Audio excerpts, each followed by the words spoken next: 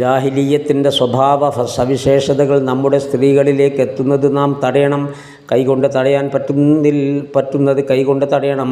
അൽഖമാർ റളിയല്ലാഹുവിനെ തൊട്ട് റിപ്പോർട്ട് നബി സല്ലല്ലാഹു അലൈഹി വസല്ലമയുടെ ഭാര്യയായ ആയിഷ റളിയല്ലാഹു അൻഹയുടെ അടുത്തേക്ക് നേരിയ മുഖമക്കര ധരിച്ച ഹഫ്സ റളിയല്ലാഹു അൻഹ പ്രവേശിച്ചു. ആയിഷ റളിയല്ലാഹു അൻഹ അത് കീറിക്കളഞ്ഞ് കട്ടിയുള്ളത് ധരിപ്പിച്ചു.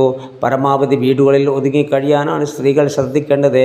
അനാവശ്യമായി മാർക്കറ്റുകളിൽ കറങ്ങി നടക്കുന്നത് കൊണ്ട് തിന്മയല്ലാതെ മറ്റൊന്നും നേടാനില്ലെന്ന് മനസ്സിലാക്കണം. പ്രവാചക പത്നി സൗദ ബീവി റളിയല്ലാഹു അൻഹയുടെ ചരിത്രം മറക്കാതിരിക്കുക.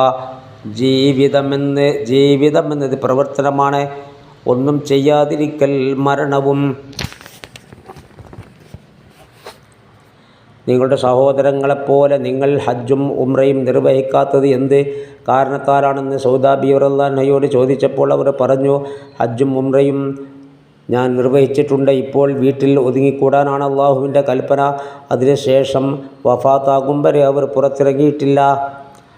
ചേർത്ത് വായിക്കുക. മുസ്ലിം സ്ത്രീക്ക് പർദ്ദ ഒരു രക്ഷാ കവചമാണ്.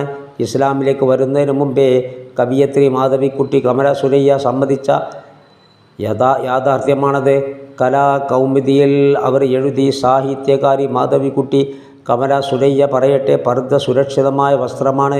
സുരക്ഷിതമായി യാത്ര ചെയ്യാൻ വേണ്ടി ഞാൻ കറുത്ത പർദ്ദ വാങ്ങി വെച്ചിട്ടുണ്ട്. ചില കമ്പോളങ്ങളിലൂടെ ഞാൻ അനുരാധ നാലപ്പാടും കൂടി പർദ്ദയിട്ട് നടന്നിട്ടുണ്ട്.